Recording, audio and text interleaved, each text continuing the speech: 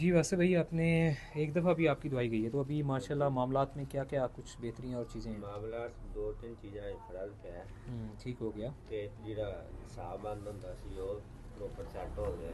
ਸਾਹ ਬੰਦ ਹੁੰਦਾ ਸੀ ਉਹ ਬਿਹਤਰ ਹੋਇਆ। ਹਾਂ ਹਾਂ ਤੇ ਬਿਲਕੁਲ ਜਿਹੜਾ ਸਹੀ। ਬੁਖਾਰ 2 ਦਿਨ ਬਾਅਦ 4 ਦਿਨ ਹੁੰਦਾ ਸੀ, 2 ਦੇ ਬਾਅਦ ਚੜ ਜਾਂਦਾ ਸੀ। ਇਹ ਸੀ ਉਹ ਦਵਾਈ ਖਾਣ ਨਾਲ ਬੁਖਾਰ ਨਹੀਂ ਚੜਿਆ, लेकिन थकावट जिस तरह रहती है, फट्टे बस दर्द होते रहते हैं। यानी कि वो बुखार की बुखार नहीं हालत, चढ़िया। बुखार बार बार चढ़ता है उतर जाता है, 3 माह से वो बड़ी बुरी हालत सी। हाँ लेकिन यह है कि दवाई जिवें तुसी खाधी उस मामले से बेहतरी माशाल्लाह है जी। बुखार नहीं चढ़ता, बुखार नहीं चढ़ता, थकावट रहती, वो बुखार नहीं थकावट चढ़ता। हजे कमजोरी है ना। हाँ weakness ਉਹਦੇ ਹੈਗੀ ਹੈ। ब्लड प्रेशर बहुत ज़्यादा लो रहता है ਤੇ ਸ਼ੂਗਰ ਵੀ ਲੋ ਹੋ ਸਕਦੀ ਹੈ। ਨਹੀਂ ਉਸ ਦਿਨ ਜਦੋਂ ਮੈਂ ਚੈੱਕ ਕਰਵਾਇਆ ਸੀ, ਫਿਰ ਕਰਵਾਇਆ ਸੀ ਉਦੋਂ ਮੇਰਾ ਹਾਈ ਆਇਆ ਸੀ। ਹਾਂ ਉਸ ਦਿਨ ਹਾਈ ਆਇਆ ਸੀ, ਤੇ ਉਹ ਠੀਕ ਹੈ। ਸੁੰਦਰ ਦੀ ਵੀ ਚੈੱਕ ਹਾਂ ਉਸ ਦਿਨ ਆਪਾਂ ਲਿਖਿਆ ਹੋਇਆ ਬਲੱਡ 148 ਆਇਆ ਸੀ। ਇਹ ਉੱਪਰਲਾ ਕਰ ਦਈਏ ਨਾ ਆਪਾਂ, ਉਹ ਪਹਿਲੇ ਇਹ ਗੱਲਬਾਤ ਚੱਲਦੀ ਵੀ ਸੀ ਤੇ ਉੱਪਰਲਾ 148 ਆਇਆ ਸੀ, ਸ਼ੂਗਰ 139 ਆਈ ਸੀ। ਤੇ ਫਿਰ ਬੀਪੀ ਹਾਈ ਦੇ ਬਾਰੇ ਦੁਬਾਰਾ ਚੈੱਕ ਚੁੱਕ ਕੀਤਾ ਇਹਨੂੰ?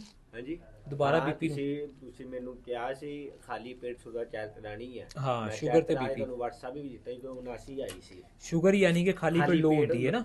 ਖਾਲੀ ਪੇਟ ਚੈੱਕ ਕਰਾਈ ਸੀ ਉਦੋਂ 79 ਆਈ ਸੀ। ਖਾਲੀ ਪੇਟ ਦਾ ਮਤਲਬ ਇਹ ਸ਼ੂਗਰ ਲੋ ਹੁੰਦੀ ਹੈ। ਇਹਦਾ ਮਤਲਬ ਹੈ ਆਪਾਂ ਨੂੰ ਸਾਰਾ ਦਿਨ ਦੇ ਵਿੱਚ ਥੋੜਾ ਥੋੜਾ ਮਿੱਠਾ ਖਾਣਾ ਚਾਹੀਦਾ ਹੈ ਨਾ।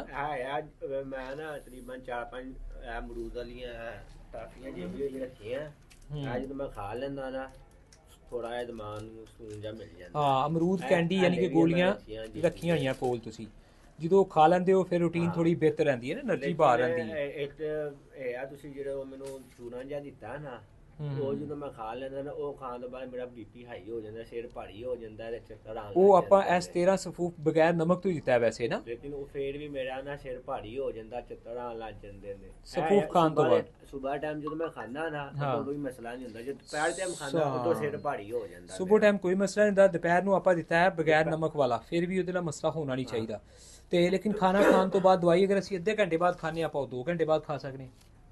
ਉਹ ਜਿਹੜਾ 1.5 ਘੰਟੇ ਬਾਅਦ 2 ਘੰਟੇ ਬਾਅਦ ਥੋੜੀ ਲੇਟ ਖਾ ਸਕਦੇ ਹਾਂ, ਫਿਰ ਇੰਜ ਕਰ ਸਕਦੇ ਨਾ ਆਪਾਂ। ਹਾਂ ਇਹ ਕਰਨਾ ਪਏਗਾ ਸਾਨੂੰ ਜਿਹੜਾ ਆਪਾਂ ਸਫੂਫ ਖਾ ਰਹੇ ਹਾਂ। ਚਲੋ ਆਂਟੀ ਦਾ ਅਰਦੇ ਹੋ ਜਾਂਦੇ ਇਨਸ਼ਾਅੱਲਾ।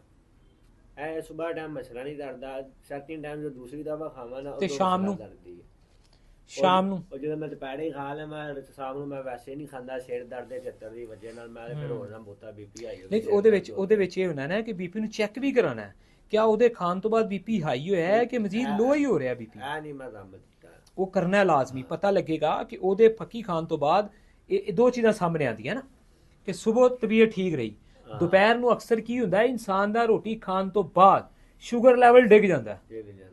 ਉसी ਪੱਕੀ ਵੀ ਖਾਣੀ ਹੈ ਦਵਾਈ, ਯਾਨੀ ਕਿ ਉसी ਸਮੇਂ ਨੇ ਸ਼ਾਇਦ ਉਹ ਖਰਾਬ ਕਰ ਰਹੀ ਹੈ। ਅਗਰ ਖਾਣੇ ਤੋਂ ਫੌਰਨ ਬਾਅਦ ਸਾਡਾ ਸ਼ੂਗਰ ਲੈਵਲ ਲੋ ਹੁੰਦਾ ਕਿਸੇ ਵੇਲੇ, ਇਹਦਾ ਮਤਲਬ ਅਸੀਂ ਉਸ ਟਾਈਮ ਤੇ ਵੀ ਕੋਈ ਮਿੱਠੀ ਚੀਜ਼ ਖਾਈਏ, ਉਸ ਤੋਂ ਘੰਟਾ ਠਹਿਰ ਕੇ ਆਪਾਂ ਦਵਾਈ ਖਾ ਲਈਏ। ਨਹੀਂ ਰੋਟੀ ਖਾਣ ਤੋਂ ਬਾਅਦ ਸੁਬਹ ਟੈਸਟ ਕਰਾਵਾਂ ਜਾਂ ਬੀਪੀ ਚੈੱਕ ਕਰਾਵਾਂ? ਇਹ ਸਵੇਰ ਟਾਈਮ ਤੇ ਸਮਝ ਲੱਗ ਗਈ ਤੈਨੂੰ, ਹਾਂ ਸਵੇਰ ਟਾਈਮ ਤੇ ਸਮਝ ਲੱਗ ਗਈ ਕਿ ਸ਼ੂਗਰ ਲੋ ਹੁੰਦੀ, ਠੀਕ ਹੈ ਜੀ।